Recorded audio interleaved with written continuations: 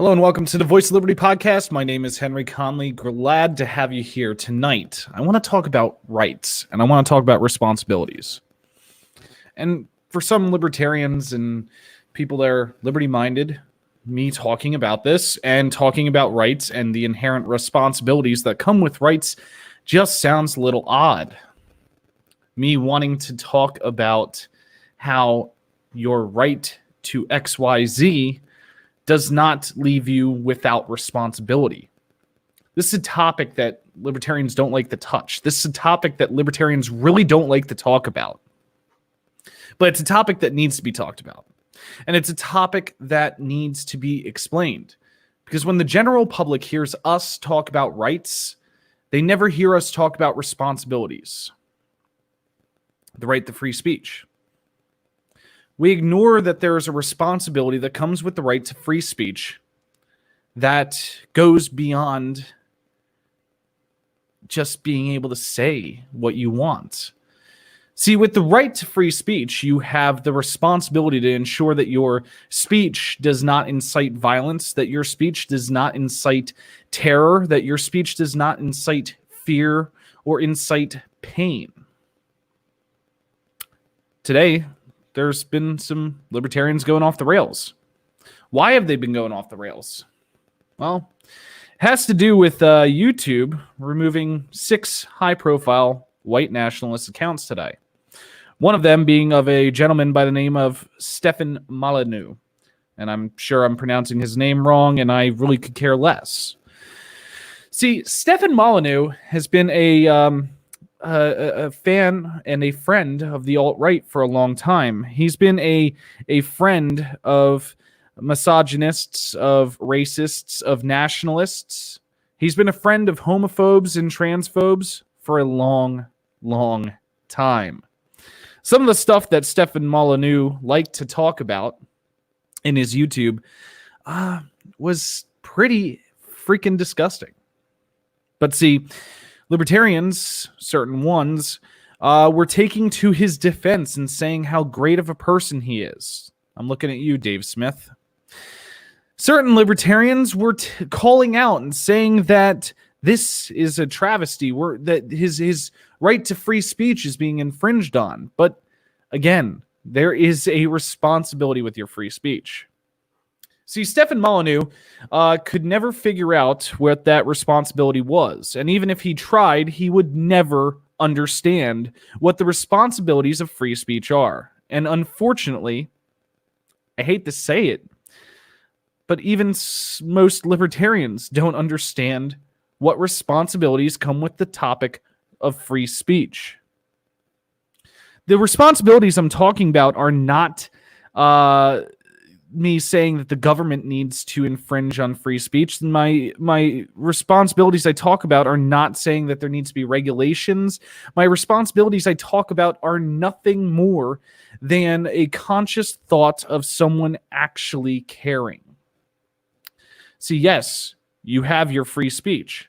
Yes, you could say what you want. Yes, your free speech, you could use that to incite violence, incite pain, incite terror. You could do just about anything with it.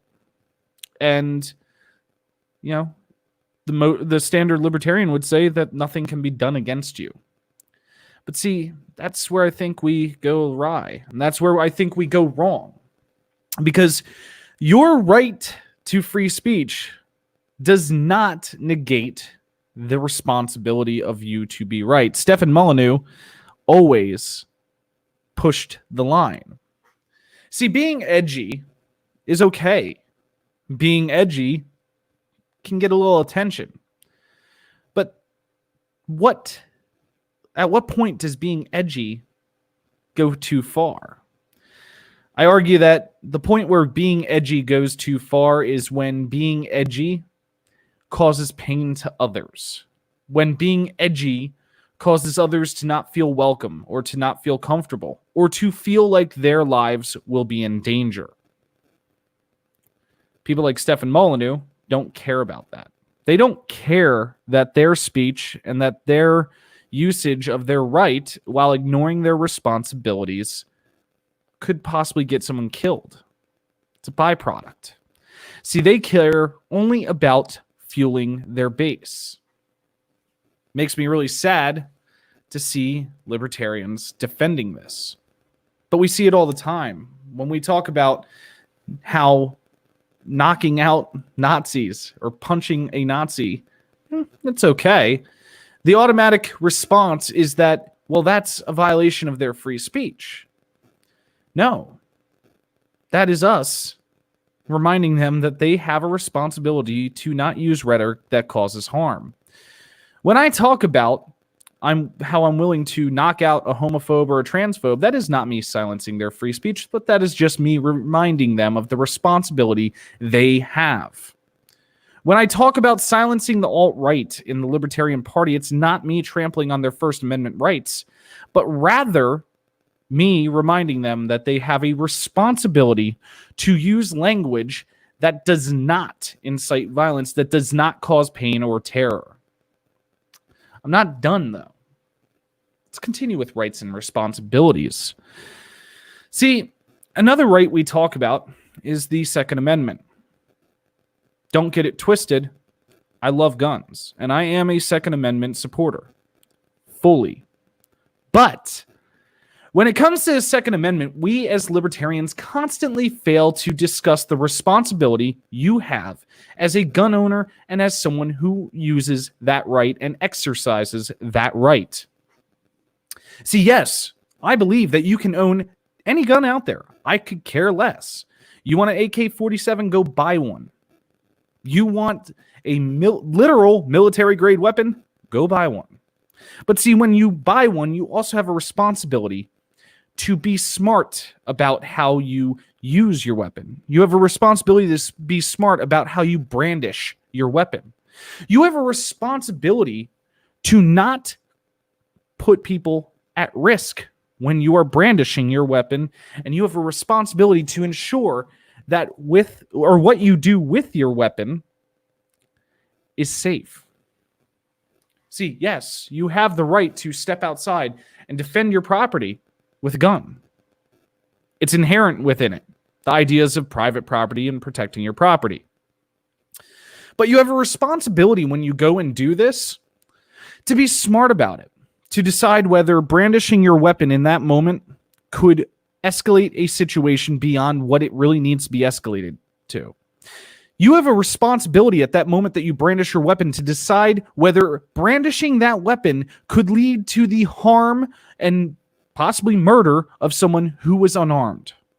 See, to be a responsible gun owner is to be smart and to be able to read the situation and not come out of your mansion waving your AR-15 and your pistol. Obviously, everybody knows I'm referencing what happened in St. Louis yesterday, where, depending upon who you talk to, there are varied accounts as to what happened. I have not looked into the details of exactly what happened. I know some on the right say that the protesters broke down a gate and violated private property, while others say that they didn't necessarily do that. I don't know what the truth is, and I haven't looked into it yet. And honestly, that's for another video. What's pertinent here is how they reacted, they being the owners of the property. See, you have the right to defend your property. I've said this already. But you need to analyze the situation. You need to look at what's going on. 3, 4, maybe 5 people who appeared to be unarmed. It's not really responsible to respond to that with your AR-15 and your pistol. A more responsible response may have been to come out with your weapon holstered and attempt to get them to leave peacefully. A more responsible response may have been to have your weapons within reach and try to talk to these people. See, we always try to argue that, well, you're on my property and I have the right to stand my ground. We always try to argue that you're on my property. I have the right to do what I need to do to protect it. But stop right there. Just because you're on my private property doesn't mean that I have the innate right to shoot you or to brandish my weapon in your face, aim it at you in any way, shape, or form, because there's the responsibility of knowing that if you are to aim your weapon at someone, be sure that it is someone that you seek to kill. That is the purpose of a tool like a gun. If you do not use your rights responsibly, then you are a part of a problem. If someone comes on my private property and I aim my weapon at them, I am aiming my weapon because I seek to not de-escalate a situation, but to escalate a situation to a point where I commit murder in self-defense. The situation, as I have seen from videos, did not warrant murder in self-defense. In fact, by everything I could see, they were not even going towards the people. It is only when they came out with their guns, brandished, pointed towards them, at least one of them was exercising excellent trigger protocol. It was only when they came out with their guns that the situation began to escalate. That situation could have escalated to the point where people were dead.